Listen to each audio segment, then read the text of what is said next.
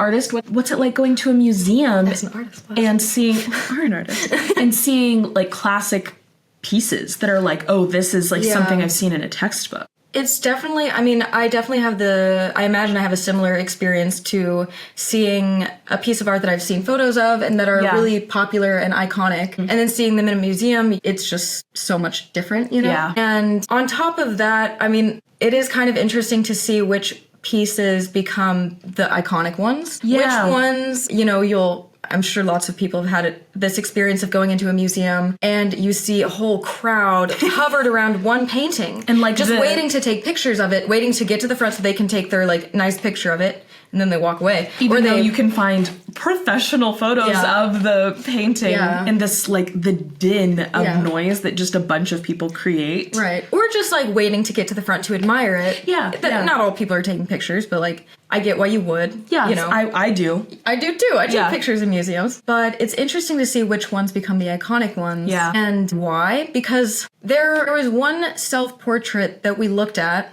There was just some self-portrait of some guy from back in the day. And we were like, why is it moving? It was crazy.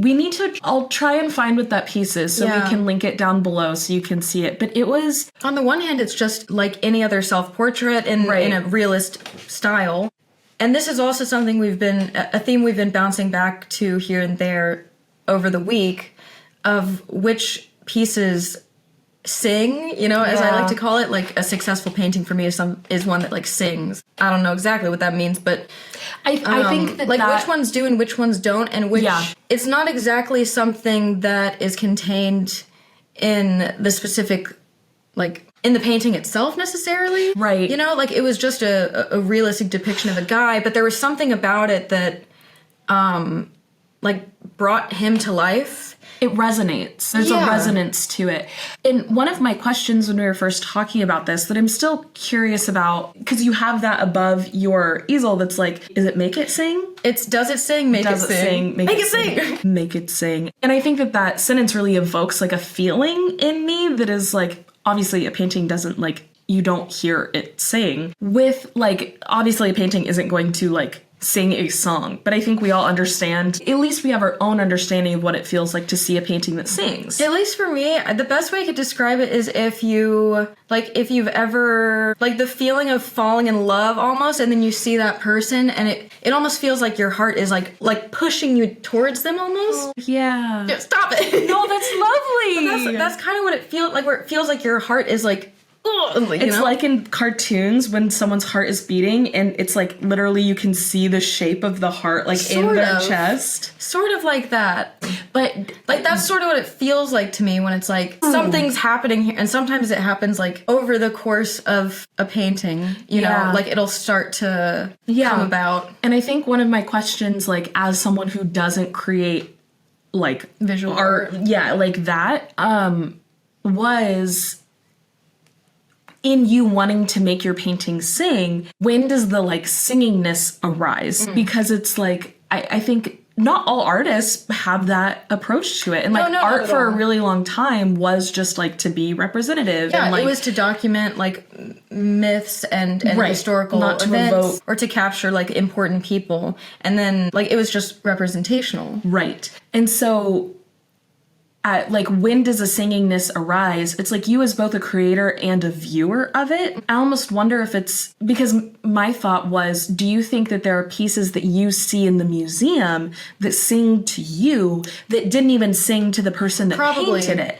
Probably. And so it's like, does the singing then have to arise in the viewership? And when it sings to you, that is both like you're a viewer of the thing you're painting too. That's another like challenge of figuring out what this is, because like art is very subjective. How I view art and how I qualify what a successful painting is not like the end all be all, you know, like criterion of that. But it's also complicated because a painting can sing for me, whether it's one I've made or like someone else. What you're seeing, and it's not going to sing for everyone. Like there are paintings that I have that are like, I think I really captured something, but they're not people's favorites, and that's just because, you know.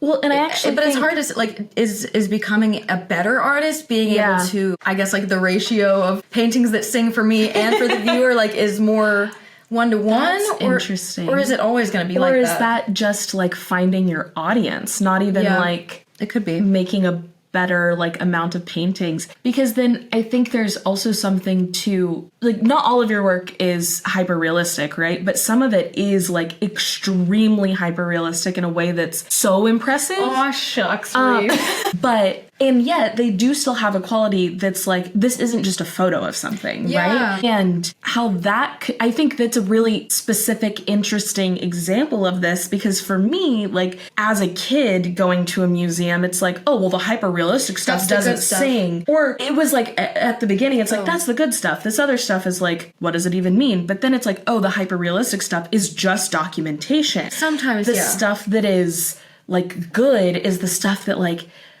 has a dark cloud over a girl's head. Like, ooh, that's saying something. Yeah. And then it's like something more symbolic. Right. And now at this point, as like an art appreciator and lover, it's like genre, medium, technique actually has nothing to do with the reaction it evokes in me, even though it's important to garnering that reaction. Yeah, it's like another circle where it's like the techniques and the medium and the motif and everything, the way you use those as an artist will definitely, like, that's the medium that you're using to build this sort of making something sing, I guess. Right. But it's just so complicated because it's also just how you use them. Like there are artists I've seen that just do like master copies. And of course that requires a tremendous amount of technical skill. Yeah. But to me, is that art? It's not really art. Yeah. It's a talent, a respectable talent. But to me that's something different, because maybe if it's like a master copy, but they do something like different.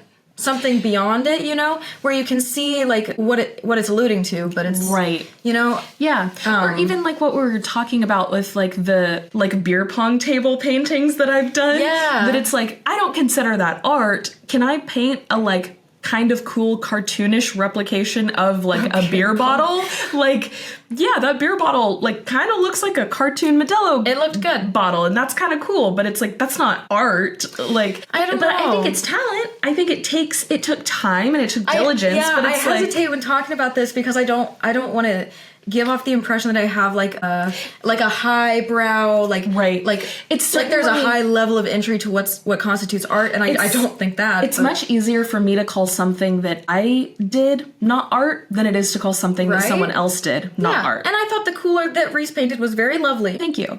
And the lines, it was like broken up into little images, you know?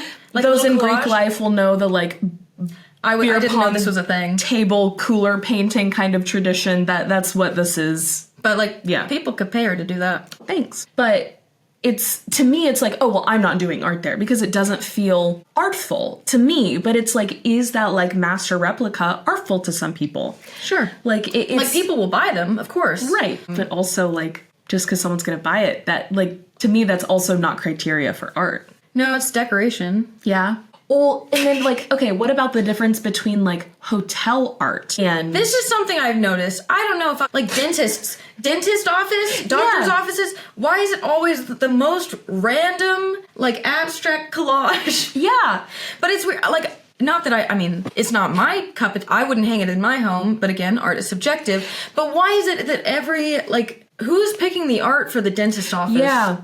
Well, and it's almost like the way you pick that is so different too, though, right? That it's like at a dentist, if I was like decorating a doctor's office, I'm like, I probably don't want to put someone in a state of feeling like that. You probably would pick abstract art. Yeah. I'd want something like calming, soothing, and not difficult to look at. And even something that sings requires like effort on behalf of the viewer. Yeah, it's like, that's not what you want in a doctor's office. Because I feel like anytime you feel something, at least for me, which is why I paint and I write, it's like anytime I want to capture that. Not just like capture it and convey it in art, you know, like if I'll see something like a door that looks really cool, I'll have that like, whoa, and then I'll paint it, and then ideally it'll share some piece of that with the viewer. Yeah. But I also want to understand what that is. Like, I feel like there's almost like an impulse, at least in me, to be able to describe in words what I'm like, what it is that is known. Yeah. You know, what it is that's communicated. Yeah. And like